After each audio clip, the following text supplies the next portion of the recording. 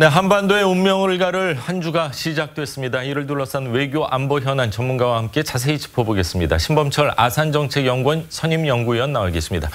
안녕하십니까? 반갑습니다. 남북 정상회담이요, 이제 나흘 앞으로 다가왔습니다. 남북이 막바지 준비에 박차를 가하고 있는데, 자, 오늘 판문점에서 3차 실무회담 마지막 회담일 것 같죠? 실무회담으로서는요? 그렇습니다. 실무회담으로서는 마지막 회담이고요. 그렇기 때문에 몇 가지 부분에서 이제 최종 조율이 이루어질 것이다. 이렇게 지금 보여집니다. 첫 번째는 지난 20일 날 이제 남북 간에 한 라인이 설치돼서 시범 통화를 했지 않습니까? 예. 그렇다면 남북 정상 간에 언제 한 라인 통화를 할 것인가 하는 부분이 하나 이제 정리가 될 것 같고요. 두 번째는 이제 김정은 위원장과 이 문재인 대통령이 만났을 때 그렇다면 어떤 방식으로 어느 시점에 만나는 것인지, 그렇죠. 이런 문제, 그리고 김정은 위원장이 북측에서 우리 쪽으로 넘어오는 이 구체적인 경로, 예. 이런 부분에 대한 것들이 정해질 것으로 보이고, 마지막에 이제 그런 공동 기자회견 형식으로 할 건지 아니면 예. 뭐 어떤 선언문 형식으로 할 것인지 이런 부분에 대한 최종적인 조율이 이루어질 것이다. 예. 이런 얘기가 나오고 있습니다. 그렇군요. 3차 이제 실무회담 오늘이 마지막이 아마 될 것 같고, 금요일 날 이제 남북 정상회담이 열리게 되는데, 자, 회담에 누가 참석하느냐, 참여하느냐에 따라 상대 전략이나 협상 스타일이 알아볼 수 있지 않을까 하는 생각인데, 우리 측 공식 수행원 6명은 확정이 됐는데 북한은 아직까지는 발표를 안 하고 있죠? 예, 뭐 내부적으로는 우리 측에 맞춰서 준비는 하고 있을 거라고 생각합니다. 예. 뭐 김용철 통전부장이라든가 리성건 조평통 위원장, 그리고 우리도 외교국방통일장관이 나가기 때문에 리용호 외무상이라든가 또 국방부는 인민무력상 박영식, 이런 사람들이 올 거라고 생각하는데요. 근데 이게 정상회담이기 때문에 특히 북한과 같은 경우에는 정상회담에서는 정상 혼자 이야기 거의 합니다. 그렇기 때문에 뭐 다른 배석자로 인해서 협상이 바뀌거나 그러진 않는다고 생각하고요. 예. 또 정상회담에 이렇게 운영을 할 때는 확대 정상회담도 있고 단독 정상회담도 있습니다. 예. 이 확대 정상회담 때는 이런 사람들이 모두 배석할 가능성이 있지만, 단독 정상회담 때는 우리 문재인 대통령과 김정은 위원장 그리고 수행원 1명 정도. 예. 근데 핵심적인 내용은 거기서 논의될 가능성이 높기 때문에 다양한 시나리오를 잘 준비해서 협상에 대비해야 된다고 생각합니다. 예. 자, 회담을 일주일 앞둔 지난 금요일 20일이죠. 북한에선 노동당 중앙위 제7기 3차 전원회의가 열렸습니다. 이 자리에서 김정은은요, 핵과 대륙간 탄도미사일 ICBM의 실험을 중지하겠다고 깜짝 선언을 했는데, 자, 이것을 두고 해석이 분분합니다. 먼저 영상부터 보시죠. 핵무기 병기와 완결이 검증된 조건에서 이제는 우리에게 그 어떤 핵시험과 중장거리 대륙간 탄도로켓 시험 발사도 필요 없게 되었으며, 이에 따라 북부 핵시험장도 자기의 사명을 끝마쳤다고 말씀하셨습니다. 네, 김정은 위원장은요, 계속해서 핵무력 완성에 집중을 해왔는데 남북회담을 불과 일주일 앞두고 핵심 전략 노선을 수정을 했습니다. 이런 시점에 오히려 남북회담 끝난 후에 딱 하면은 더 통 커 보이고 그럴 수가 있는데 왜 미리 이렇게 선언을 했을까요? 사실은 뭐 통 커 보이기 위해서 무언가 크게 바뀌어야지 통 커 보이는 건데, 예. 나온 내용을 보면 사실 크게 바뀐 건 없습니다. 다만 자기들이 그간 이야기했던 것을 당 중앙위원회 전체 회의라는 이름으로 발표를 한 거죠.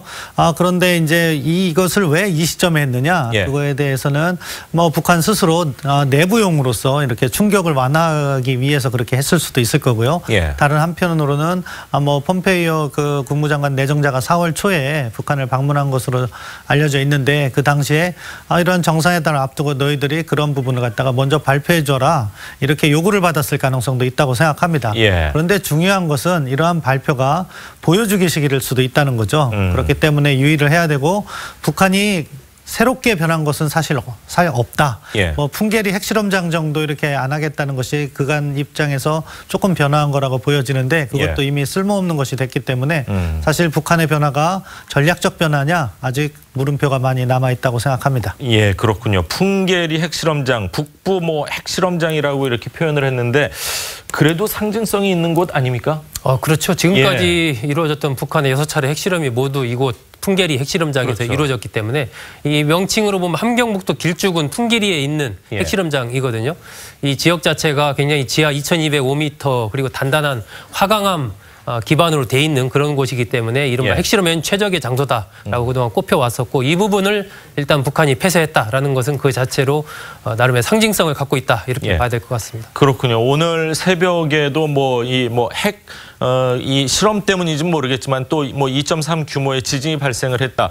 어느 정도 완전히 쓸모없는 장소라고 봐도 될까요? 예, 저는 이미 쓸모없다고 생각합니다. 핵이 처분한 거를 또 한 번 버린 건가요? 예, 작년 9월 3일 날 6차 핵실험을 할 때 지진 강도가 리히터 규모 6.3이 나왔고 그 이후에 계속해서 여진이 벌써 6차례, 오늘 있었다면 7차례 발생한 건데 안정적인 핵실험장으로서의 효용 가치가 떨어진 거죠. 그리고 이제 북한이 어느 정도 핵실험을 했고 더 큰 규모, 메가톤급 규모를 한다면은 북한 내에서 하기보다는 태평양 쪽 바다에서 할 수밖에 없는 현실적인 그 한계도 있기 때문에 풍계리의 효용성은 이미 끝났다 그렇게 평가하고 싶습니다. 그렇군요. ICBM과 핵무기 이제 더 이상 실험하지 않겠다. 이거하고 비핵화 선언하고는 분명히 또 차이가 있는 거죠. 그렇죠. 북한이 아주 정교하게 어떻게 보면 교묘하게 발표를 했다고 생각합니다. 자신들의 핵무력을 내려놓겠다는 비핵화와 관련해서는 어떠한 내용도 없습니다.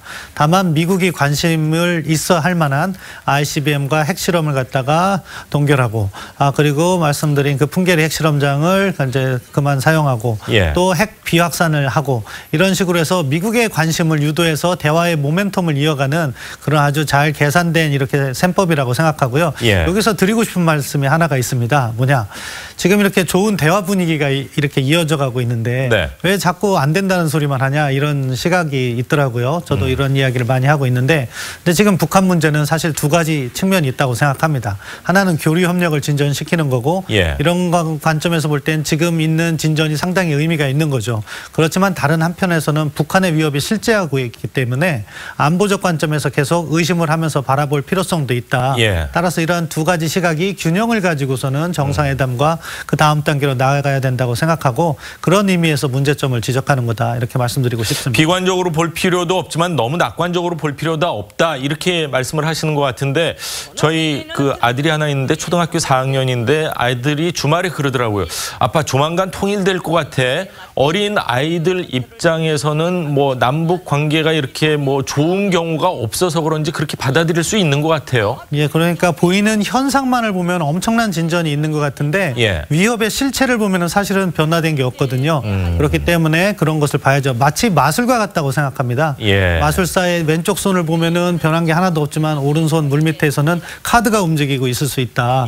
따라서 우리는 그런 것까지 봐가면서 이렇게 조심스럽게 접근을 해야 된다. 그렇게 생각합니다. 북한의 진정성을 확인하려면 북한이 어떤 조치를 내면은 우리가 확인할 수 있을까요? 사실은 실질적인 비핵화 이행 조치를 해야 되는 거죠. 그러니까 IAEA 사찰단을 다시 돌려봐서 자기들의 핵시설에 대해서 신고하고 검증하고 이러한 비핵화 조치가 필요한 거고요. 우선 핵실험장을 폐기한다. 어차피 못 쓰게 된 게 아니라 영변 핵시설을 가동 중지한다. 이러면 실질적인 의미가 있다고 봅니다. 그렇군요. 자, 김정은이 이번 회의에서 경제를 집중적으로 언급을 했습니다. 남북회담 앞두고 이 제재 완화 요구를 하기 위한 것 아니냐. 경제라는 단어를 31번을 이야기를 했더라고요. 핵은 12번인데도 불구하고 미국에 대한 요구겠죠? 예, 그렇습니다. 일단 북한 내부적으로 이제 어떻게 보면은 과거 병진 노선에서 경제 노선으로 이렇게 전환을 시도하기 때문에 많이 경제를 집중한 부분이 있고요. 다른 한편은 미국에 대해서 제재 완화를 요구하는 거죠. 이미 중국과 러시아도 북한이 무슨 조치를 했으니까 호응하라는 이야기도 하고 있고요. 제재 완화가 왜 중요하고 또 왜 조심스러워야 되는지 말씀드리면은 제재는요, 한번 완화되면 쉽게 다시 복구가 안 됩니다. 왜냐하면은 새로운 제재, 과거의 제재도 다시 만들기 위해선 안보리 상임위원회의 결의를 통과해야 되는 거고 거기에는 중국과 러시아의 동의가 필요합니다. 거부권을 행사할 수 있거든요. 그래서 북한이 이 정도 조치로 제재를 완화해달라고 해서 제재를 완화해버리면 북한이 다시 핵 개발을 해도 거기에 응당하는 방법이 없군요. 새로운 제재를 만들기가 어려운 거죠. 따라서 북한은 계속해서 제재 완화를 이야기하는 것이고 우리는 이러한 제재는 북한의 실질적인 이행 조치가 있은 다음에 그것도 단계적으로 완화를 해야 된다. 그렇게 생각합니다. 단계적인 완화라고 그러면 기간을 어느 정도로 보십니까? 기간도 중요하고요. 지금 유엔 안보리 제재 최신 순으로 얘기하면은 2397, 2375, 2371, 2290 이렇게 있는데요. 무슨 얘기인지 하나도 못 알아듣겠습니다. 안보리 결의가 만들어진 번호입니다. 가장 최근에 만들어놓은 게 2397호고 이것은 북한의 원유를 차단한 거고요. 그 전에 만들어진 게 2375는 북한의 대외 교역을 차단한 거고 이렇게 다 의미가 있는 교역이 있는데 이거를 한 번에 완화해서는 안 되고 북한의 조치를 하나씩. 원유하는 2397을 한번 해주고 그리고 북한의 비핵화가 진전이 되면 그다음 제재를 완화하고 이런 식의 조심스러운 접근이 필요하다고 생각합니다. 예, 자 남북 정상회담에서 이런 구체적인 지금 말씀하신 것처럼 신 교수님 말씀하신 것처럼 구체적인 내용들이 결과물이 나와야 되겠다는 그런 생각입니다. 자 이번 회의에서요 김정은이 중대 발표를 하고 있는데 좀 연배가 많은 간부가 꾸벅이 아니라 그냥 졸고 있더라고요. 어제 이제 조선중앙TV가 보도된 영상에 그런 부분이 나오죠. 이 리명수 총참모장 북한 군부서열 2위입니다. 올해 나이 85세인데 그 제일 앞줄에 앉아서 다른 사람들은 열심히 이제 뭐 김정은 위원장 발언을 받아 적는 모습이 나오는데 리명수 위원장은 고개를 푹 숙이고 있는 모습이 이제 방송이 되면서 또 이제 조현준 노동당 검열위원장이 이렇게 막 눈총을 보내는 이런 장면도 나오거든요. 과연 이제 앞으로 리명수 참모장의 운명이 어떻게 되는 거냐, 저러다 또 처형되는 것 아니냐. 지금 이런 얘기도 나오고 있습니다. 군서열 2위인 걸로 알고 있는데 저렇게 졸았다. 이제 과연 추후에 이제 방송이나 이제 어떤 회의석상에서 보게 될 수 있을지 한번 그것도 좀 지켜보는 게 이게 또 지난 그 2015년 4월달에 이른바 현영철 그의 군부서열 1위 그때 거론됐던 현영철도 이른바 불경죄 뭐 그런 식으로 걸려서 이제 처형됐다는 얘기가 있기 때문에 더 주목을 받는 겁니다. 네, 오늘 두 분 말씀은 여기까지 듣겠습니다. 감사합니다. 고맙습니다.